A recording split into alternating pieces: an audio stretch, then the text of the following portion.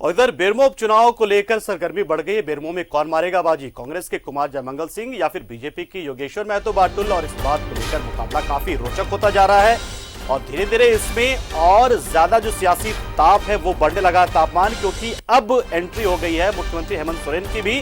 दुमका फिलहाल वो पहुंचेंगे कुछ देर में, लेकिन बेरमो भी अब उनके लिए उन्हें आना पड़ेगा, क्योंकि अब वो चुनाव प्रचार में कूद गए हैं। दुमका और बेरमो दोनों जगह उपचुनाव जो हो रहा है, अब उसको लेकर मुख्यमंत्री हेमंत सोरेन भी दंगल में उतर चुके हैं, कूद चुके हैं, लिहाजा तापमान बढ़ना तय है। और हमारे साथ हमारे सहयोगी राजेश इस वक्त हमारे साथ जुड़े हैं, जो बेरमो में मौजूद हैं और बताएंगे वहां का हाल। राजेश, क्या स्थिति है, क्योंकि अब तो यह भी खबर आ गई है कि मुख्यमंत्री हेमंत सोरेन भी अब चुनाव प्रचार में कूद पड़े हैं। दुमका के लिए फिलहाल कुछ देर पहले वो रवाना हो चुके हैं, लिहाजा सियासी तापमान निश्चित तौर पर बेरमो का बढ़ गया होगा। और इसी बीच में डुल्लू महतो जैसे लोग आकर बयान भी देते हैं, तो तापमान ऐसे ही बढ़ा रहता है। फिलहाल स्थिति क्या है और चुनाव प्रचार की स्थिति कैसी नजर आ रही है आपको? देखिए पंकज, मैं इस वक्त फुसरो में हूं और यह बेरमो विधानसभा क्षेत्र में पड़ता है और यहाँ पर सामान्य जनजीवन चल रहा है। चूंकि अभी शारदीय नवरात्र का समय चल रहा है, आज सप्तमी पूजा है, अधिकांश लोग माता के दर्शन या माता के पूजा में लगे हुए हैं। चुनाव का रंग पहले से जो चढ़ा हुआ है वो अभी भी बरकरार है और पूजा के उपरांत यह तेजी से चढ़ेगा। हमारे साथ यहाँ पर हमारे सहयोगी हैं चंदन दुबे जी, हम इनसे जानेंगे कि ताज़ा क्या स्थिति है। कई लोग कई पार्टी के, जैसे सीधे तौर पर हम कहें तो यहाँ पर बीजेपी और कांग्रेस के बीच सीधा मुकाबला है। वैसे इस चुनाव में 16 प्रत्याशी हैं चुनाव मैदान में, लेकिन सीधा सीधी मुकाबला बीजेपी और कांग्रेस प्रत्याशी अनूप सिंह के बीच है। तो हमारे स्थानीय संवाददाता हैं चंदन दुबे जी, हम इनसे जानेंगे कि क्या चल रहा है अभी फिलहाल। आज सप्तमी का दिन है, चुनाव प्रचार का कैसा रंग है?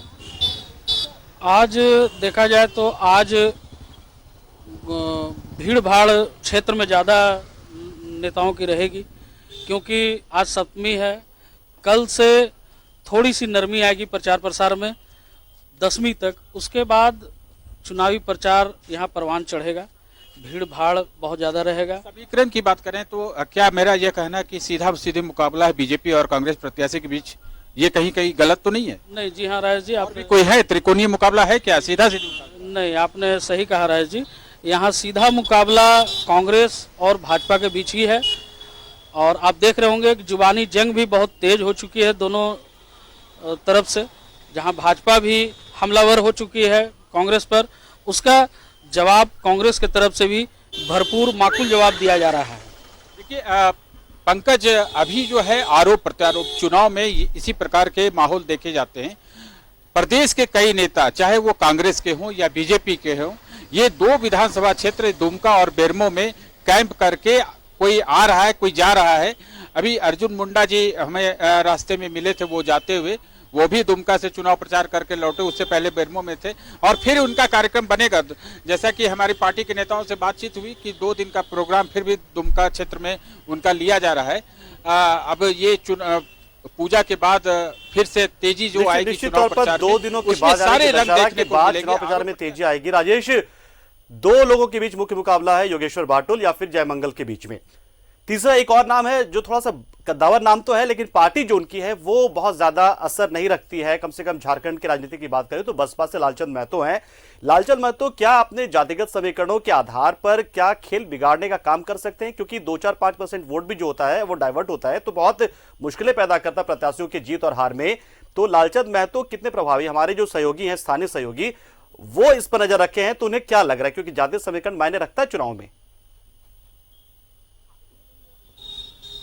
हाँ बिल्कुल, देखिए लालचंद महतो पहले जदयू में थे, फिर बीजेपी में गए, फिर इस बार अभी वो बसपा में आकर चुनाव लड़ रहे हैं। अचानक उनका ये निर्णय हुआ, हृदय परिवर्तन हुआ कि वो बीएसपी से भी चुनाव लड़ने लगे, नामांकन दाखिल करके। मैंने देखा भी इधर आते जाते कि उनका प्रचार वाहन भी घूम रहा है। चंदन जी हमारे साथ हैं, क्या कितना असर डाल सकते हैं मतलब वोट के बंटवारे में ये लालचंद महतो जी जातीय समीकरण के आधार पर? देखिए, जातीय समीकरण के आधार पर कोई बहुत ज़्यादा असर लालचंद महतो जी नहीं डाल सकते हैं, क्योंकि कभी भी उन्होंने एक पार्टी से चुनाव नहीं लड़ा है और ये छवि जनता के बीच उनका मालूम है जनता को। इसलिए बहुत हद तक जातीय समीकरण उन पर काम नहीं करेगा। तो देखिए, हमारे स्थानीय सहयोगी चंदन जी बता रहे हैं कि जातीय समीकरण उनका जो वोट कटवा वाली भूमिका होगी वैसा कुछ नहीं होगा, क्योंकि देखिए ये उपचुनाव है। उपचुनाव में 1 to 1 देखा जाता है, किसके बीच सीधा मुकाबला है। प्रत्याशी 1 दर्जन, 1.5 दर्जन, 2 दर्जन हो सकते हैं। कुछ लोग चुनाव शौकिया भी लड़ते हैं, कुछ लोग अपना शौक बुझाने के लिए या कुछ आगे के भविष्य देखकर वो चुनाव लड़ते हैं। लेकिन फिलहाल जो बेरमो में स्थिति है वो राजेंद्र प्रसाद सिंह के सुपुत्र जयमंगल जी हैं, कुमार जयमंगल अनूप सिंह वो हैं, और उनका दावा है, अभी हमारी थोड़ी देर पहले उनसे बात हुई थी तो उन्होंने कहा कि पिता के काम और नाम दोनों ही उन्हें लाभ पहुंचाएंगे, जनता उन्हें आशीर्वाद देगी। चूंकि अच्छा राजेश, यहाँ पे आप देखिए कि दो चीजें देखने को साफ मिल रही है कि दोनों जो उम्मीदवार उनके बीच का जो एक अंतर है, तो जनरेशन गैप है पहली चीज तो ये। दूसरी चीज ये कि पहला जो यानी कि योगेश्वर बाटुल की बात करें तो काफी अनुभवी रहे हैं और पुराने नेता है वहां पे, साथ ही साथ जातिगत समीकरण के खाके में कहीं ना कहीं फिट बैठते हैं। वो इलाका जो है वो कुर्मी कोयरी बहुल माना जाता है, तो शायद उसका फायदा उन्हें मिलेगा। दूसरा जो आप कहें कि जो जयमंगल है वो नए जनरेशन के हैं, और जिस तरह से हम जान रहे हैं कि अभी यूथ की जो हिस्सेदारी है जनसंख्या में वो बढ़ी हुई है, तो जयमंगल के लिए प्लस पॉइंट जो है वो तो रहेगा ही रहेगा। मुद्दे वो किन मुद्दों को लेकर आगे बढ़े से अपने पिता की विरासत को आगे ले जाने के लिए आगे बढ़ रहे हैं, या फिर वो यूथ की बात करते हुए, क्योंकि यूथ चेहरा है वहां पर, तो उसको लेकर आगे बढ़ने की बात करते हैं जयमंगल जो कर रहे हैं वो? देखिए पंकज, आपको समझना होगा यह उपचुनाव है, कोई आम चुनाव नहीं, और उपचुनाव परिस्थितिवश होते हैं। चूंकि राजेंद्र प्रसाद सिंह जी का निधन हो गया, उसके उपरांत जो सीट खाली हुई उसे भरने के लिए ये चुनाव कराए जा रहे हैं, इसलिए इसे उपचुनाव का। उपचुनाव में मोटे तौर पे जो मेरा अनुभव है वो यह है कि जो प्रत्याशी है उनका व्यक्तिगत आचरण कैसा रहा है, उनकी छवि कैसी रही है, या उनका बैकग्राउंड कैसा रहा है। तो कुमार जयमंगल राजेंद्र प्रसाद सिंह के सुपुत्र रहे हैं। वैसे राजेंद्र प्रसाद सिंह पिछले विधानसभा चुनाव जो 2019 के अंतिम में हुए थे तो उसमें चुनाव नहीं लड़ना चाहते थे, लेकिन बावजूद कुछ परिस्थितियां ऐसी बनी कि उन्हें चुनाव लड़ना पड़ा, और हेल्थ हजार्ड के कारण उन्हें थोड़ी परेशानी भी हो गई और वो दिवंगत भी हो गए। परिस्थिति बस ये चुनाव हो रहा है, तो एक तो उनका नाम, उनका काम बिल्कुल उनके साथ है। अब कैसा काम उन्होंने किया है, वहीं बीजेपी की तरफ से योगेश्वर महतो बाटुल पुराने अनुभवी है, उन्होंने राजेंद्र प्रसाद सिंह को भी 2 बार हराया है, और एक मजदूर नेता है, कोलियरी क्षेत्र माना जाता है यहाँ पर, कोलियरी क्षेत्र में उनकी एक पकड़ है। तो मुकाबला एक तरफा कहीं से भी नहीं होने वाला है। दोनों के अपने जनाधार हैं, दोनों की शाख है, और पार्टी का जो कैडर है वो अपनी जगह है। क्योंकि देखिए ये महागठबंधन के प्रत्याशी हैं कुमार जयमंगल, और कांग्रेस सत्ता में साझीदार है, और जेएमएम के नेतृत्व में यहाँ सरकार चल रही है।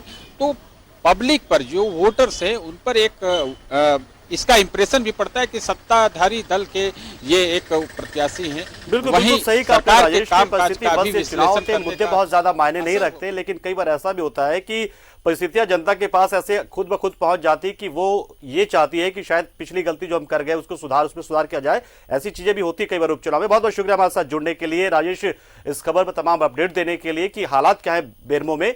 हम एक बार फिर आएंगे आपके पास, लेकिन फिलहाल आपका शुक्रिया। नजर आप बनाए रहे और पल पल के अपडेट हमें दें कि हालात वहां किस तरह से बदल रहे हैं, सियासी तापमान कैसे ऊपर चढ़ रहा है और कौन कौन से लोग मैदान में वहां पर चुनाव प्रचार के लिए उतरे हुए हैं।